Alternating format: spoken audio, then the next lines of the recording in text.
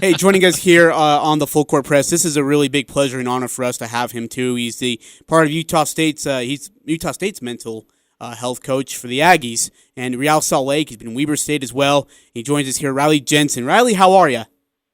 Hey guys, thanks for having me on. I'm happy to be here. Things are good. Life is good. You left out one of his other qualifications that folks around here will know him by, and that's a former Utah State quarterback. Oh, dude, don't do that. Oh. Yeah. No, I mean, no, he was a starter. No, I know. I feel bad now that I just totally left that out. Some of those things that happened while he was a quarterback, but I mean, that's like one of the major claims to fame in my life. I mean, we got to leave that out. Hey, Riley, you've done a great job working with a lot of teams and organizations, talking about mental health, dealing with pressure. Certainly a lot in the news today about Simone Biles backing out in the team competition of gymnastics. And after the meet, she told reporters, today's been really stressful. I was shaking. I couldn't nap. I've never felt like this going into a competition, and I tried to go out and have fun, but once I came out, I was like, no, my mental is not there, close quote. How do you – I mean, there's been various opinions on what she did today, and did she give up on her team, or should we be taking mental health more seriously? When you first heard of this, what was your reaction?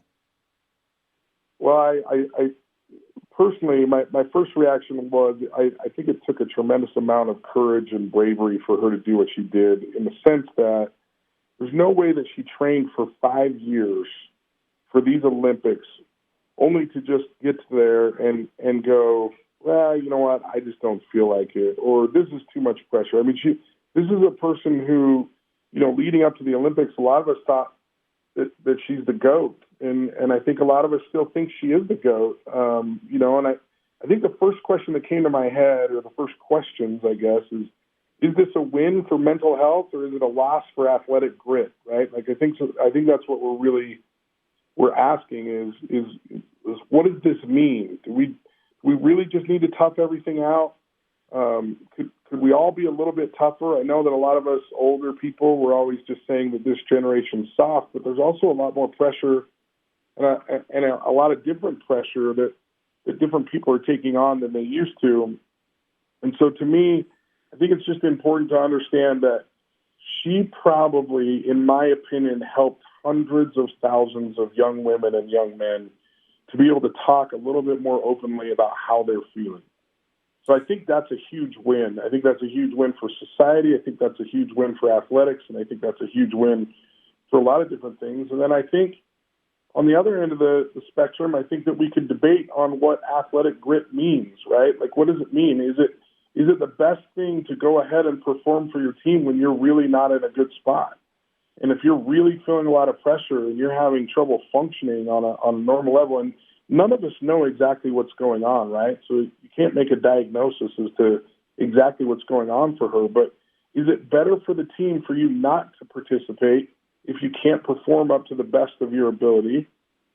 Or is it better for you to go ahead and do it anyway at 70%? Now, you can make an argument both ways on those, but I'm choosing to cheer for Simone. I think she's been fantastic. I think she's been a great ambassador for the United States, for the gymnastics world, and really she's just a great person.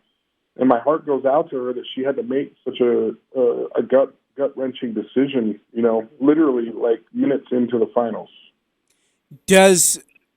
I'm trying to find a way to respectfully ask this question. If it was LeBron James or Kevin Durant quitting the Olympics, do you feel like the reaction would be the same of support, or do you think it'd be more criticism? And if it's more criticism, why is that? Ooh, that's a loaded question, because now you're throwing in gender, you're throwing in stardom and a lot of different things. I'm not sure what the answer to that question is. I think there's a lot of people who love to criticize LeBron James regardless of what he does. But I think that there's plenty of examples with when you're talking about the Olympics, right? Or when you're talking about basketball, you're talking about Kevin Love, or you're talking about, this might be CTE for me playing quarterback, but I just spaced the name of the great swimmer, the man. Michael Phelps? Michael Phelps has come out recently, and I don't I think people are starting to understand that this is a difficult situation, and that this is a little bit more difficult and a little bit more nuanced than any of us had anticipated. And for me, I'm constantly working with people that are going through pressure. And, whether I'm working with a 13-year-old who's playing basketball, or I'm working with a professional athlete that plays pro baseball or pro basketball or pro soccer, they're all experiencing these sporting nerves. They're experiencing this pressure. They're experiencing and learning about motivation and demotivation and burnout and all these different things. And these are complex issues for young athletes. I mean, Simone is considered an older gymnast, and she's 24. I mean, what I'd do to be 24 again and playing quarterback at Utah State, right?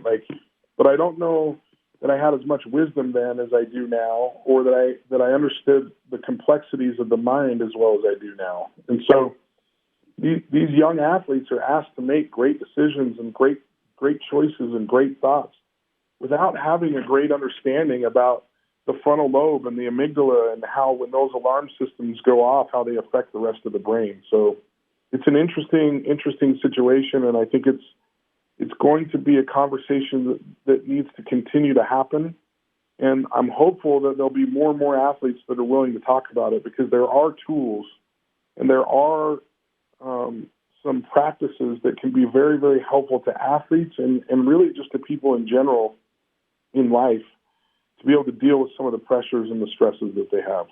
Hey, Riley, we're up against the clock. 30 seconds left here, but you mentioned tools that are out there. What are some good resources people can go if they do struggle with handling pressure or understanding mental health at a better level?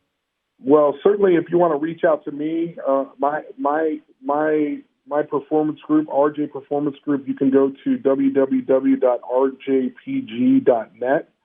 Now, whether you're struggling with clinical issues or whether you're struggling with, sporting nerves or pressure, those sorts of things, I can help guide you and direct you to the right people. But there's plenty of people out there, both as clinical psychologists and as sports psychology consultants or mental performance coaches that can help you out there. I love it. Riley, we got to do this again. Please, please, please, can we do this again? Dude, call me anytime, man. I was so glad to hear from somebody in Logan, man. Man. I mean, look, I know I only threw 9 touchdowns up there, but geez, man, give me some love. I'd love to come on your show. I about said something I probably shouldn't have about another quarterback. No, we got to absolutely do this again. We'll talk closer to football season. We'd love to have you on. Riley, you're one of the best. So grateful to have you here at Utah State, and grateful for the great work you do as well for so many student athletes. Best wishes. We'll be talking to you again. Thanks, guys. Have a great day. You bet.